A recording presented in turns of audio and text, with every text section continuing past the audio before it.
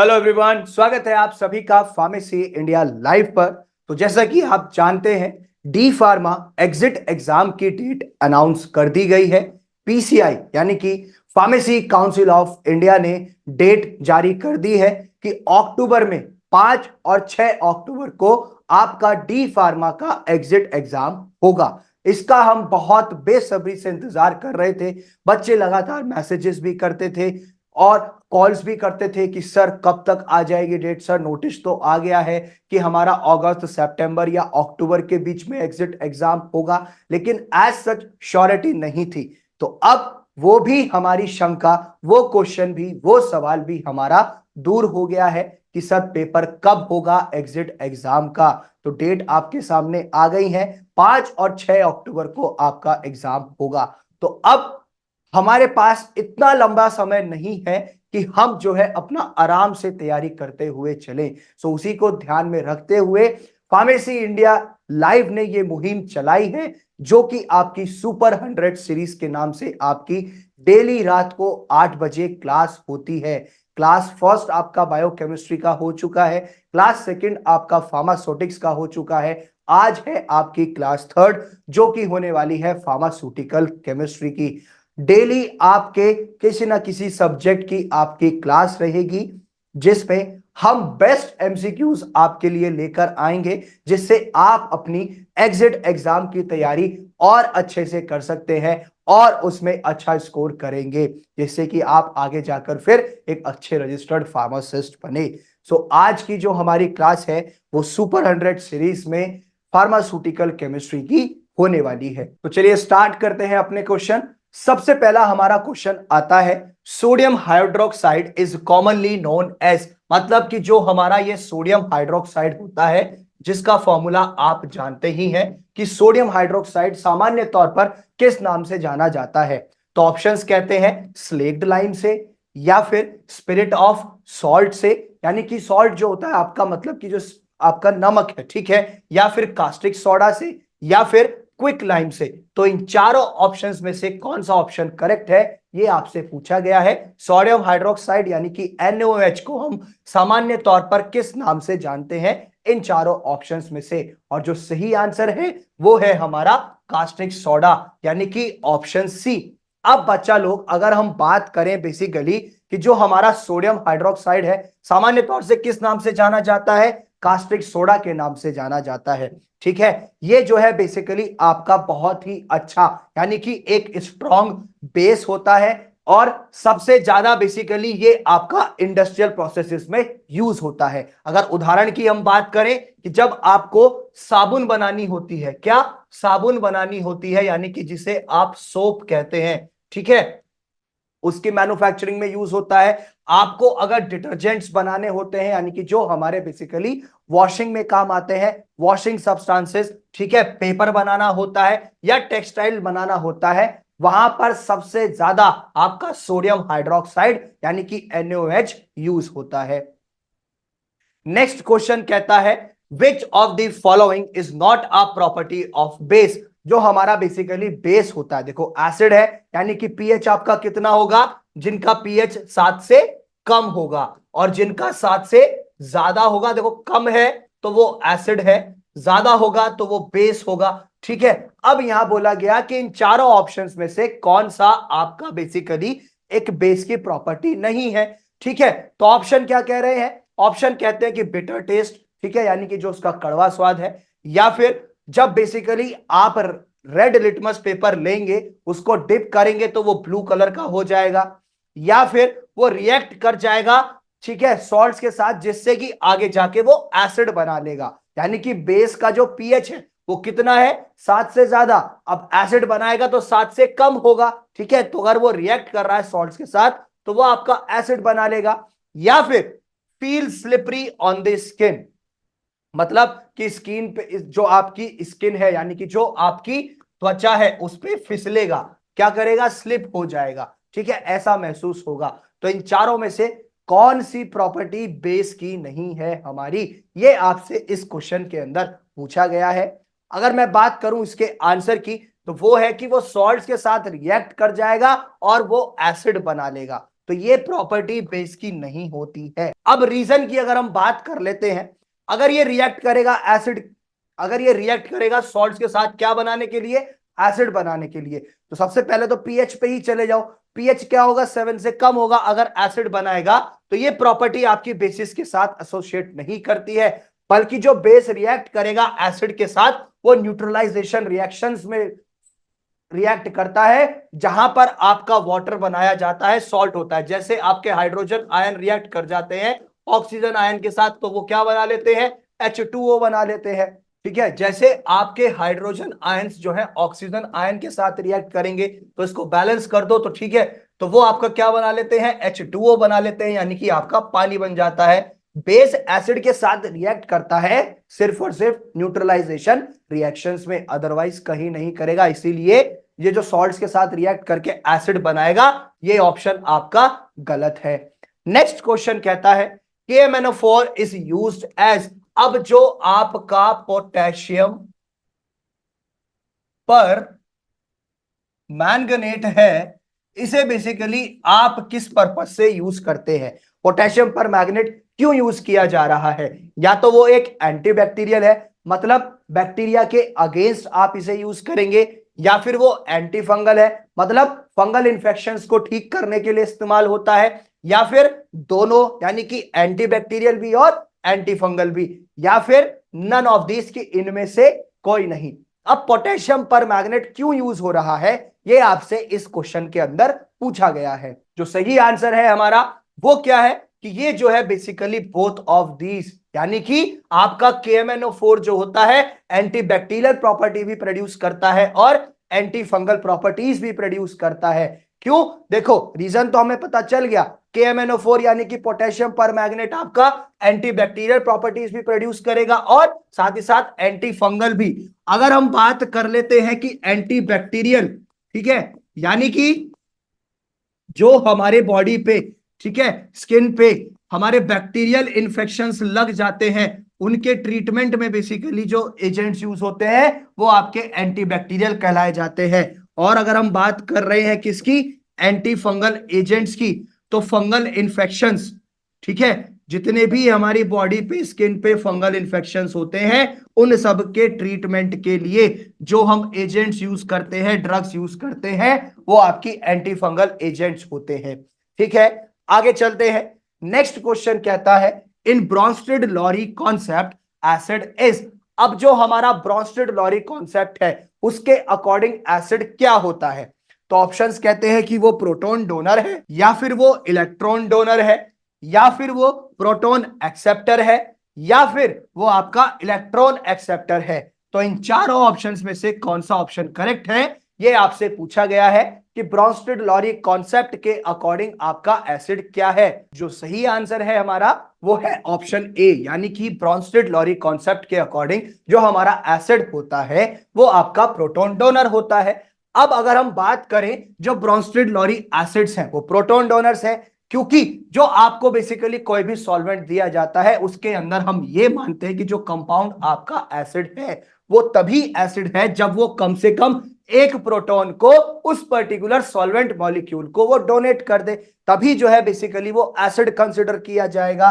लेकिन सबसे important point जो कहा जाता है ब्रॉन्स्टेड लॉरी की डेफिनेशन के अकॉर्डिंग या उनकी थ्योरी के अकॉर्डिंग, जो एक बेसिकली एसिड होता है वो क्या काम करता है कि जो भी बेसिकली उसका बेस होगा, कॉन्जुगेट बेस होगा, वो डिपेंड करता है किसके ऊपर, कि जब प्रोटॉन का उससे लॉस होगा, यानी कि जब प्रोटॉन उससे जाएगा, डोनेट होगा, तभी जो है हम उसको कंसिडर करते हैं किस चीज में, कि वो एक एसिड है।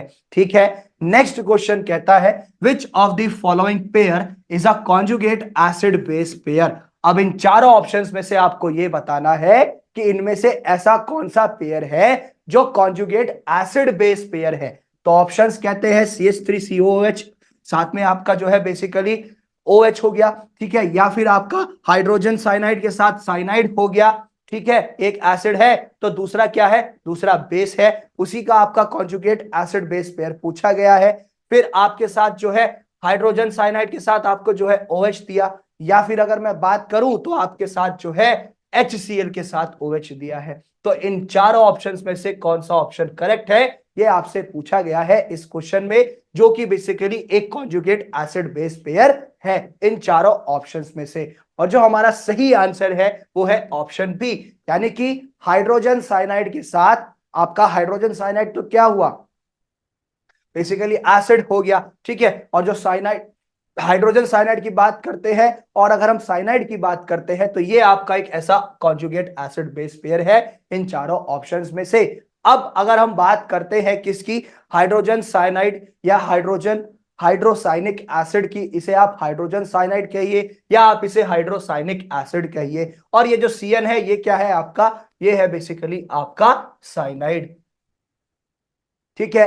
अब जो आपका हाइड्रोसाइनिक एसिड है या जो आपका हाइड्रोजन साइनाइड है वो आपका प्रोटॉन लूज कर देता है, यानी कि उससे प्रोटॉन चाहता है जिससे कि वो एक कॉन्जुगेट बेस यानी कि साइनाइड बना सके। किसके साथ, साइनाइड के साथ एक कॉन्जुगेट बेस बना सके। तो जो साइनाइड होता है वो प्रोटॉन को एक्सेप्ट कर लेगा जिससे कि आगे जाके आपका हाइड्रोसाइनिक एसिड यानी कि HCN बन सके। साथ ही साथ अब जो ये स्पीशीज है आपकी, बात कर लो चाहे आप हाइड्रोसाइनिक एसिड की या आप साइनाइड की, ठीक है, ये सब की सब क्या काम करती हैं कि जो प्रोटॉन होता है या तो प्रोटॉन इनको मिलेगा या फिर प्रोटॉन इनसे जाएगा, यानी कि गेन होगा या लॉस होगा प्रोटॉन का, ठीक है। तभी आगे जाकर के ये एक कॉन्जुगेट एसिड बेस पेयर बना पाते हैं, क्योंकि जो कॉन्जुगेट एसिड बेस पेयर होता है उसमें एक कंपाउंड से तो प्रोटॉन जाएगा और दूसरे कंपाउंड में प्रोटॉन आएगा, ठीक है। तो यानी कि लॉस और गेन चलता रहता है कॉन्जुगेट बेस पेयर में प्रोटॉन्स का। आगे चलते हैं, नेक्स्ट क्वेश्चन कहता है which buffer is used for maintain acid base balance in the blood. अब ऐसा कौन सा बफर है जिसका हम इस्तेमाल करके, ठीक है, एसिड बेस बैलेंस को अपने ब्लड में यानी कि जो हमारा खून है बॉडी के अंदर, ठीक है, वहां पर एसिड बेस बैलेंस मेंटेन करा सकते हैं। ऐसा कौन सा बफर हम यूज करेंगे, तो ऑप्शंस कहते हैं कार्बोनिक एसिड के साथ हम बाइकार्बोनेट आयन यूज करेंगे, या फिर एसिटिक एसिड के साथ हम सोडियम एसिटेट यूज करेंगे, या फिर हम अमोनियम हाइड्रोक्साइड के साथ अमोनियम क्लोराइड यूज करेंगे, और लास्ट ऑप्शन कहता है कि फॉर्मिक एसिड के साथ हम सोडियम फॉर्मेट यूज करेंगे। तो इन चारों ऑप्शंस में से कौन सा ऑप्शन करेक्ट है जो कि ये सिद्ध करता है कि हाँ ये वाला बफर हम यूज करके ब्लड के अंदर एसिड बेस बैलेंस मेंटेन कर सकते हैं। तो इन चारों ऑप्शंस में से जो ऑप्शन हमारा करेक्ट है वो है कार्बोनिक एसिड के साथ हम बाइकार्बोनेट आयन यूज करते हैं, ठीक है। तो बेसिकली यही एक ऐसा बफर है जिसको आप यूज करके एसिड बेस बैलेंस मेंटेन कर सकते हैं ब्लड के अंदर यानी कि खून के अंदर। अब जो बाइकार्बोनेट बफर सिस्टम है, ठीक है, वो बेसिकली आपके ब्लड के अंदर यूज किया जाता है, ऑपरेट किया जाता है, जिससे कि जो पीएच होता है वो हमारा मेंटेन रह सके, मतलब कि ऑलमोस्ट 7.35 से आपका 7.45 तक रहना चाहिए, ठीक है। अब इस सिस्टम के द्वारा क्या होता है कि जो इक्विलिब्रियम रहेगा वो कहां कहां पर रहेगा, कार्बोनिक एसिड और बाइकार्बोनेट आयंस के बीच में। कार्बोनिक एसिड यानी कि H2CO3, और अगर बाइकार्बोनेट आयंस की बात करें तो HCO3, ठीक है। यानी कि ये आपको मदद कर रहे हैं क्या, कि जो पीएच है, ठीक है, वो पीएच आपका जो है इतनी जल्दी से आसानी से चेंज नहीं होना चाहिए, ठीक है। और क्या होना चाहिए कि या तो वो प्रोटॉन को एक्सेप्ट कर ले, ठीक है, क्या कर ले, प्रोटॉन को एक्सेप्ट यानी कि एक तरीके से गेन कर ले, या फिर वो प्रोटॉन को लॉस हो जाए उनका, मतलब कि प्रोटॉन उनसे चला जाए, तभी जो है बेसिकली एसिड बेस आपका बैलेंस बना रहेगा ब्लड के अंदर। अब which of the following is not a properties of acid. अब इन चारों ऑप्शंस में से ये बताना है कि वो एसिड की कौन सी प्रॉपर्टी नहीं है, मतलब कि यहां कुछ प्रॉपर्टीज एसिड की दी हुई हैं लेकिन एक प्रॉपर्टी, एक गुण ऐसा है जो एसिड का नहीं है। तो ऑप्शंस कहते हैं सार टेस्ट, ठीक है, या फिर अगर हम बेसिकली ब्लू लिटमस लेंगे और उसको एसिड में डिप करेंगे तो वो रेड हो जाएगा, ये प्रॉपर्टी नहीं है, या फिर वो बेस के साथ रिएक्ट कर सकता है जिससे कि आगे जाकर के वाटर प्रोड्यूस हो सके, पानी बन सके, या तो ये प्रॉपर्टी नहीं है एसिड की। और लास्ट ऑप्शन कहता है feel slippery on the skin, मतलब कि जो हमारी एक त्वचा है उस पे फिसलन जैसा लगेगा, क्या लगेगा, फिसलन जैसा लगेगा, वो आपका जो एसिड है, ठीक है, तो इन चारों ऑप्शंस में से कौन सा ऑप्शन करेक्ट है, ये आपसे पूछा गया है, जो कि कहता है कि वो प्रॉपर्टी यानी कि गुण एसिड का नहीं है इन चारों ऑप्शंस में से। और जो ऑप्शन सही है वो है हमारा last option, feel slippery on the skin. मतलब कि जो हमारी त्वचा है उसके ऊपर जब एसिड हम लेंगे या एसिड लेते हैं तो वो फिसलन जैसा सा लगता है कि वो फिसल रहा है कंपाउंड। ठीक है, अब बेसिकली क्या होता है कि जो ये प्रॉपर्टी है, ये जो ऑप्शन था, ये बेसिकली एसोसिएट नहीं करता, यानी कि वो रिलेट नहीं करता है एसिड की प्रॉपर्टी से। ठीक है, बल्कि ये जो है बेसिकली जो प्रॉपर्टी है ये किससे करती है। पहले क्वेश्चन आया था हमारा कि बेस, ठीक है, बेस में क्या था कि जो सॉल्ट है उनके साथ रिएक्ट नहीं करेगा वो एसिड बनाने के लिए, बल्कि एसिड के साथ रिएक्ट करता है वाटर को बनाने के लिए।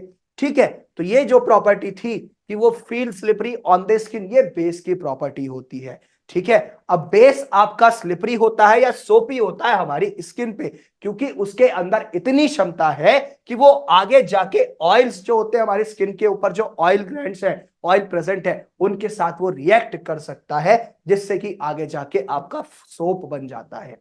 ठीक है, तो ये प्रॉपर्टी जो है फील स्लिपरी या सोपी वाली, ये बेस के साथ रिलेट करती है, एसिड के साथ नहीं। आगे चलते हैं, नेक्स्ट क्वेश्चन कहता है if the pH of the blood falls below 7.3 the condition is termed as.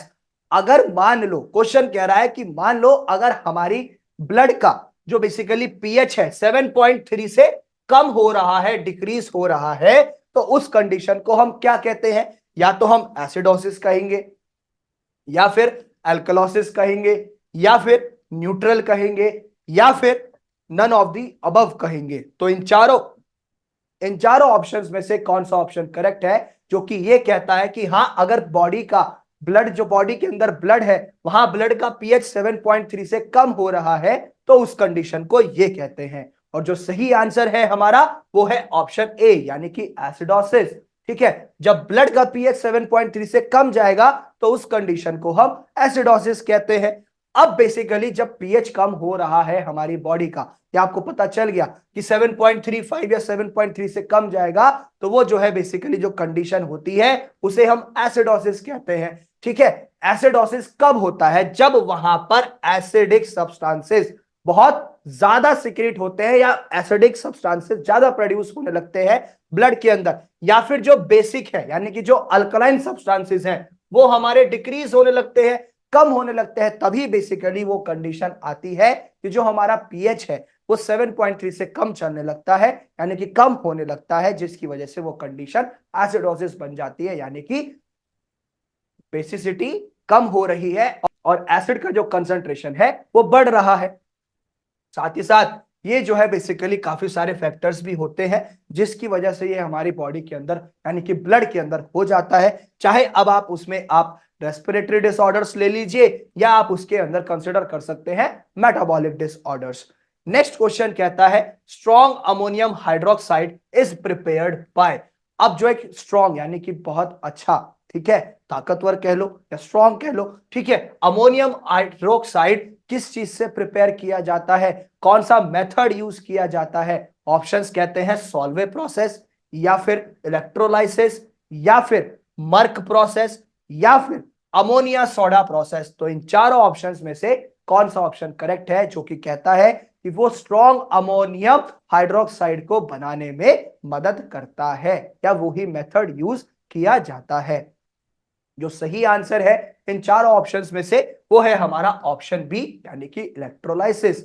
अब बेसिकली क्या होता है कि अगर हम इसके मेथड ऑफ प्रिपरेशन की बात करें, इसको आप सोडियम कार्बोनेट को जब आप हीट करते हैं स्लेक्ड लाइम सॉल्यूशन में, तो क्या होगा, आपका जो आपका बेसिकली सोडियम कार्बोनेट है, ठीक है, उसको आपने स्लेक्ड लाइम सॉल्यूशन के साथ रिएक्ट कराया, तो आपका कैल्शियम कार्बोनेट अलग हो गया और सोडियम हाइड्रोक्साइड आपका अलग हो गया। इसी तरीके से जो रिएक्शन है ये आपकी रिवर्सिबल है, लेकिन जो एक कंसंट्रेशन आपने यूज करी 90% से ज्यादा जो है आपने सोडियम कार्बोनेट लिया था, ठीक है, सोडियम कार्बोनेट लिया था, जो कि आगे जाके आपका सोडियम हाइड्रोक्साइड में यानी कि सोडियम हाइड्रोक्साइड में तब्दील हो गया, उसमें कन्वर्ट हो गया।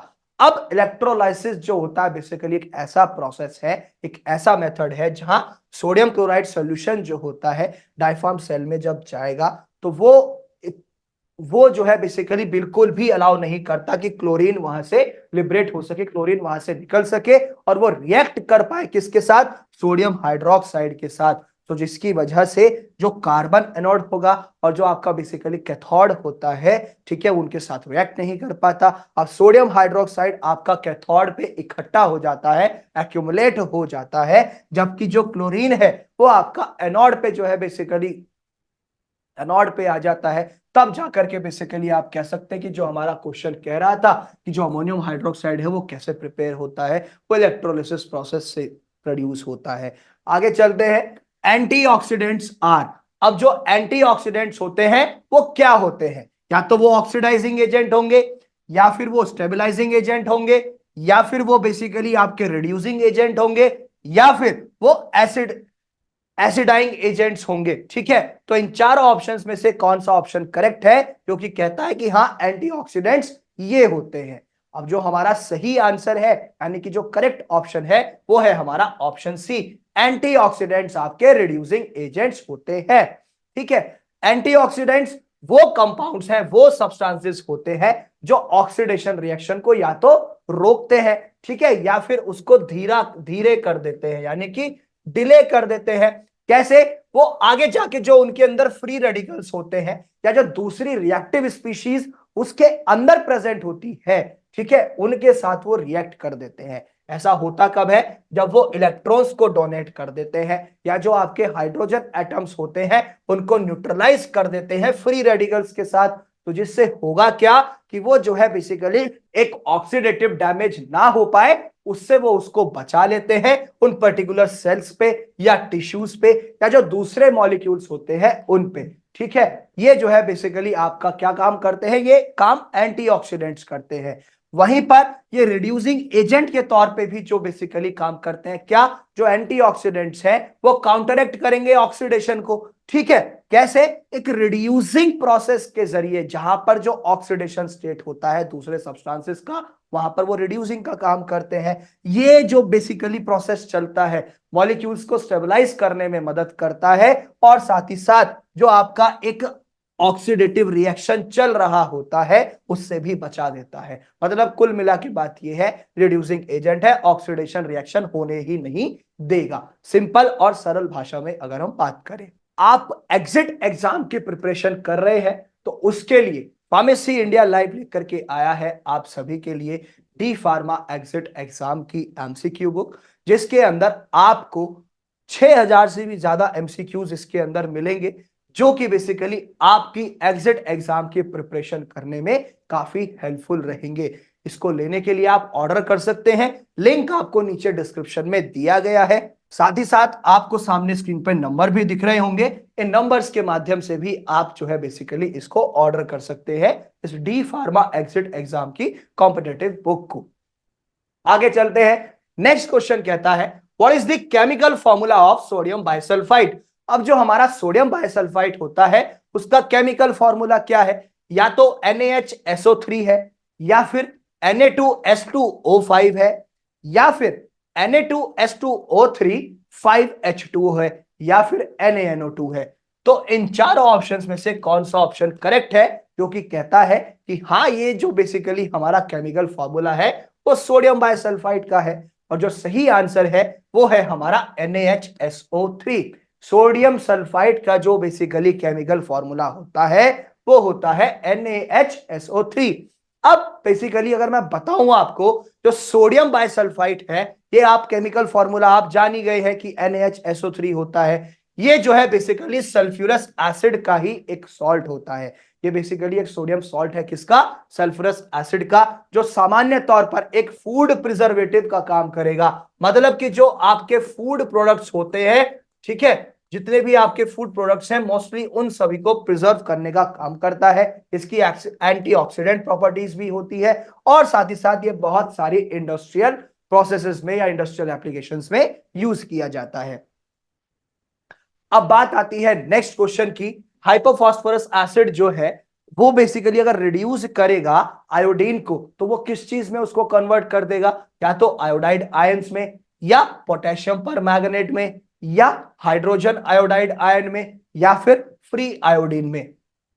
अगर बेसिकली हाइपोफॉस्फोरस एसिड की हम बात करें, वो जो आयोडीन के मॉलिक्यूल्स है अगर उनको रिड्यूस करेगा तो वो बेसिकली किस में कन्वर्ट होंगे। बेसिक सिंपल सा ये क्वेश्चन आपसे यहां पर पूछा गया है और जो सही आंसर है हमारा, आयोडीन के जो मॉलिक्यूल्स हैं अगर वो रिड्यूस हो रहे हैं हाइपोफॉस्फोरस एसिड के द्वारा तो वो बेसिकली वहां पर आयोडाइड आयंस प्रोड्यूस करेगा। ठीक है, अब अगर हम बात करें जो हाइपोफॉस्फोरस एसिड है यानी कि H3PO2, ये आपके जो आयोडीन्स होते हैं उनके मॉलिक्यूल्स को रिड्यूस करेगा तो आयोडाइड आयंस वहां पर प्रोड्यूस होंगे।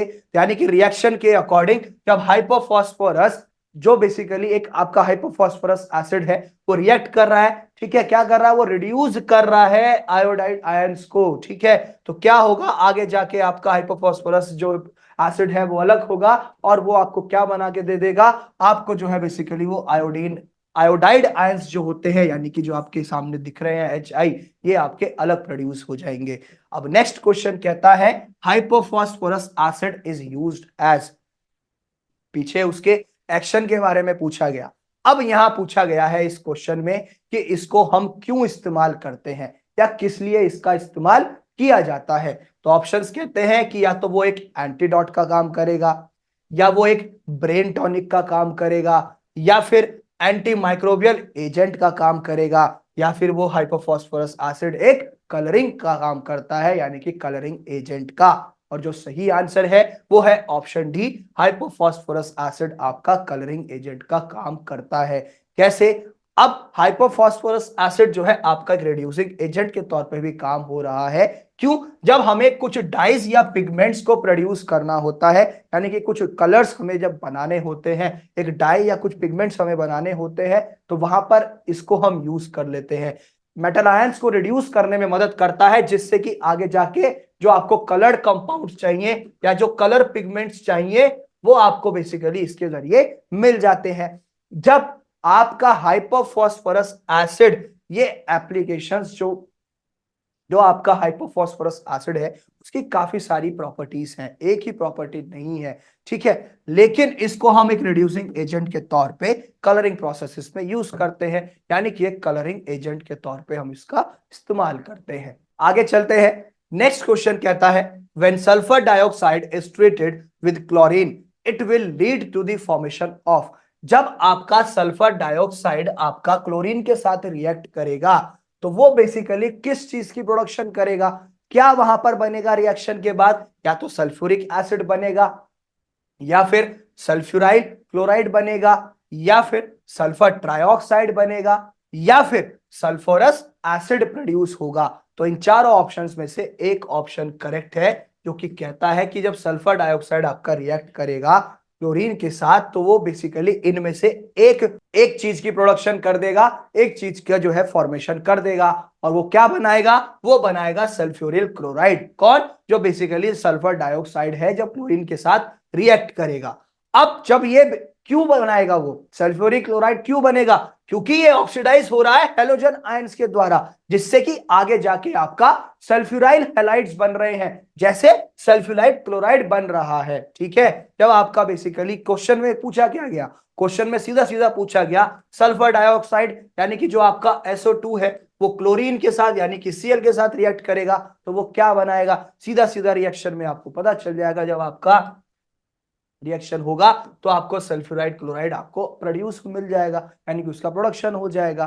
नेक्स्ट क्वेश्चन कहता है एंटीऑक्सीडेंट्स एक्ट बाय, अब देखो पहले क्वेश्चन आया था कि एंटीऑक्सीडेंट्स होते क्या है, अब क्वेश्चन क्या आया है कि ये कार्य कैसे करते हैं, किसके द्वारा करते हैं, किसके द्वारा इनका फंक्शन होगा एंटीऑक्सीडेंट्स का। तो या पहला ऑप्शन क्या कहता है कि या तो ऑक्सीडेशन का इनहिबिशन हो जाएगा, मतलब ऑक्सीडेशन को वो रोक देगा, या फिर वो जो है फ्री रेडिकल्स के साथ रिएक्ट करता है, या फिर बोथ ए एंड बी की ऑक्सीडेशन को तो रोकेगा रोकेगा साथ ही साथ फ्री रेडिकल्स के साथ रिएक्ट भी करेगा, या फिर लास्ट ऑप्शन कहता है नन ऑफ दिस, कि इनमें से कोई नहीं। तो जो सही आंसर है हमारा इस क्वेश्चन के लिए जो कहता है कि एंटीऑक्सीडेंट्स इस तरीके से कार्य करेंगे, इनके द्वारा कार्य करते हैं, फंक्शन करते हैं, तो वो क्या है, बोथ ए एंड बी की, मतलब ऑक्सीडेशन को तो रोक ही देंगे साथ ही साथ रिएक्ट करते हैं फ्री रेडिकल्स के साथ। अब बेसिकली अगर हम बात करें कि इनहिबिशन ऑफ ऑक्सीडेशन, तो जो एंटीऑक्सीडेंट्स होते हैं ऑक्सीडेशन को तो बिल्कुल ही रोक देंगे।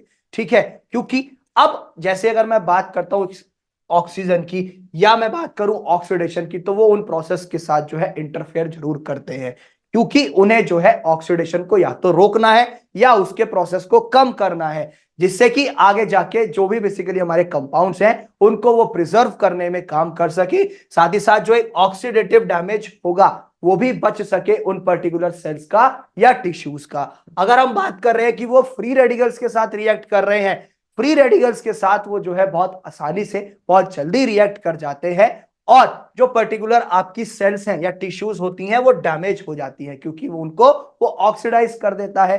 अब जब एंटीऑक्सीडेंट्स फ्री रेडिकल्स के साथ रिएक्ट कर रहे हैं तो वो बेसिकली न्यूट्रलाइजिंग में भी काम करेंगे, जिससे कि क्या होगा, जो भी आपका एक इलेक्ट्रॉन डोनेट होने के बाद उसके अंदर से जो हार्मफुल एक्टिविटीज प्रोड्यूस होती हैं वो उनको न्यूट्रलाइज करता है, या आप कह सकते हैं कि जो हाइड्रोजन एटम होगा जो कि बेसिकली डीस्टेबलाइज, या फिर जो आपका हाइड्रोजन एटम होता है तो वो उसको डिस्टेबलाइज होने से भी जो है बेसिकली रोक देता है।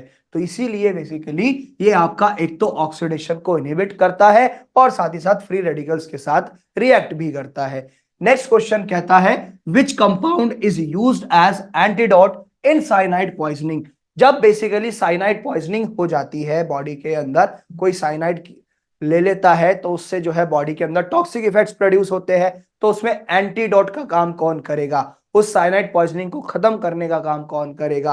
या तो वो सोडियम नाइट्राइट है, या फिर वो सल्फर डाइऑक्साइड है, या फिर वो हाइपोफॉस्फोरस एसिड है, या फिर वो आपका सोडियम सल्फाइड है।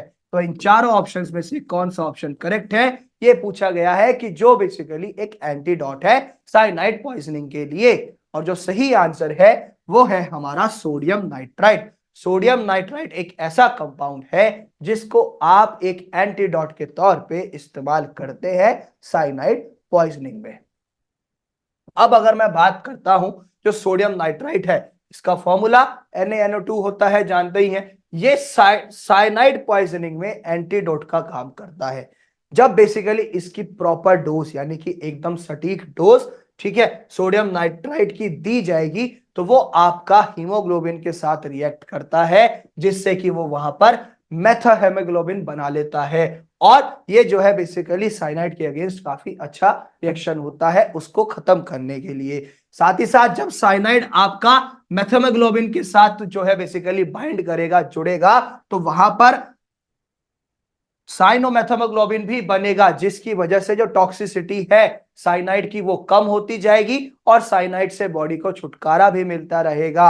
अब ये जो है बेसिकली जो टॉक्सिक इफेक्ट्स होते हैं, मतलब कि जो साइनाइड की वजह से जहरीले जहरीले असर कह लो या टॉक्सिसिटी कह लो जो प्रोड्यूस हो रही है, उन पर्टिकुलर इफेक्ट्स को, उसके प्रभाव को कम करता है, यानी कि रिड्यूस करता है। साथ ही साथ जो सल्फर डाइऑक्साइड है यानी कि SO2 या हाइपोफॉस्फोरस एसिड, ठीक है, या जो सोडियम सल्फाइड थे जो हमारे ऑप्शंस में दिए गए थे, ये आपके एंटीडोट का काम नहीं करते साइनाइड पॉइजनिंग के लिए। वो कौन करता है? सोडियम नाइट्राइट करता है। नेक्स्ट क्वेश्चन कहता है which compound is used as lotion for sore throat in cold, tonsillitis and skin infection. ऐसा कौन सा कंपाउंड है जिसको आप एक लोशन के तौर पे इस्तेमाल करते हैं, या तो अपने सोर थ्रोट के लिए जब कोल्ड हो जाता है, ठीक है, या टॉन्सिलाइटिस के लिए, या स्किन इन्फेक्शंस के लिए? तो वो ऑप्शन कहते हैं कि सोडियम नाइट्राइट है, या वो सल्फर डाइऑक्साइड है, या वो हाइपोफॉस्फोरस एसिड है, या वो आपका सोडियम सल्फाइड है।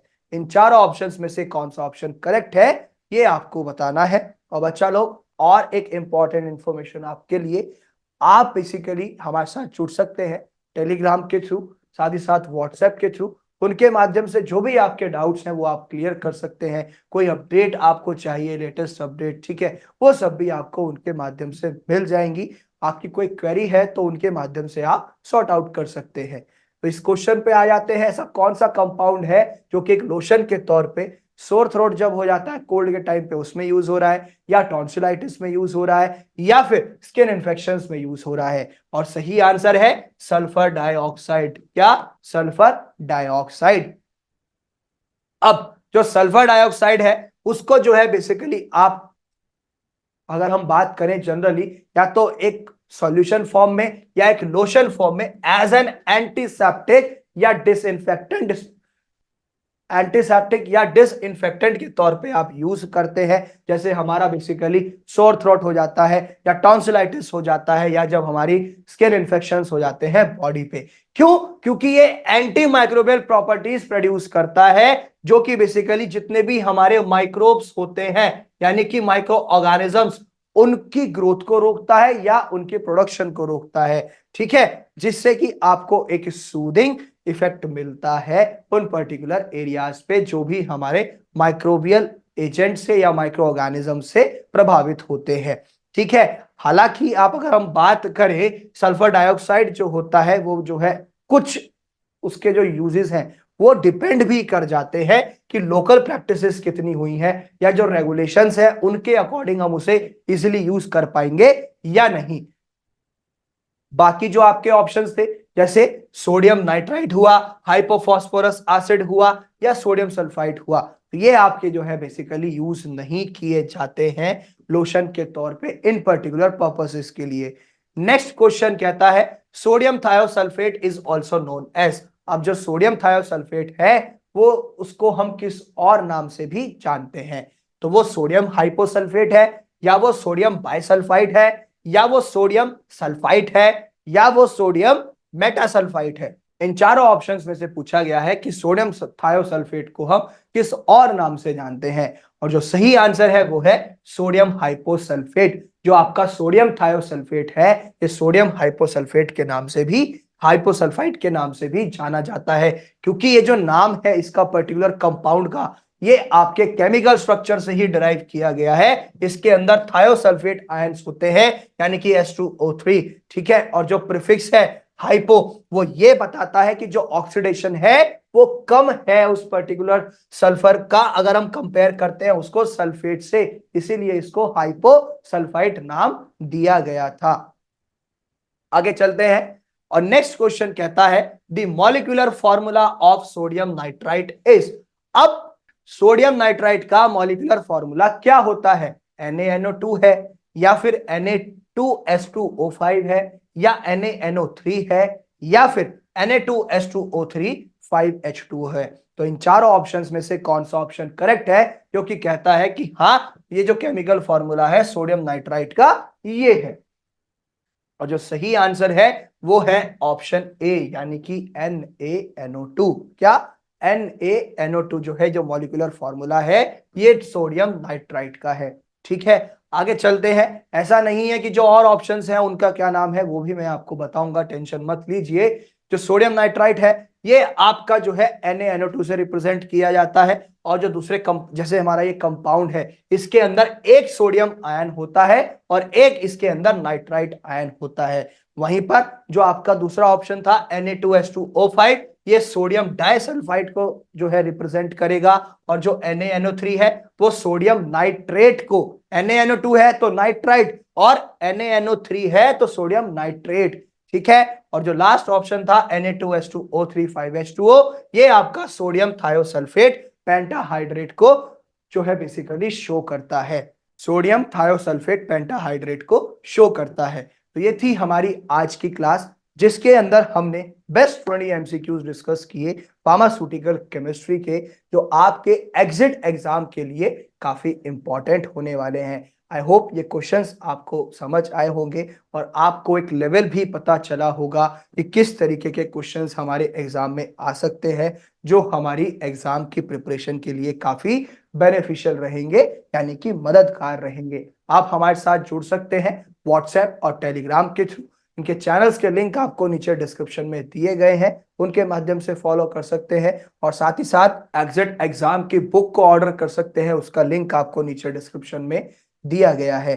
तो इसी तरीके से बने रहिए फार्मेसी इंडिया लाइव के साथ, क्योंकि एग्जिट एग्जाम में भी पढ़ना हुआ और भी आसान, क्योंकि फार्मेसी इंडिया लाइव है आपके साथ।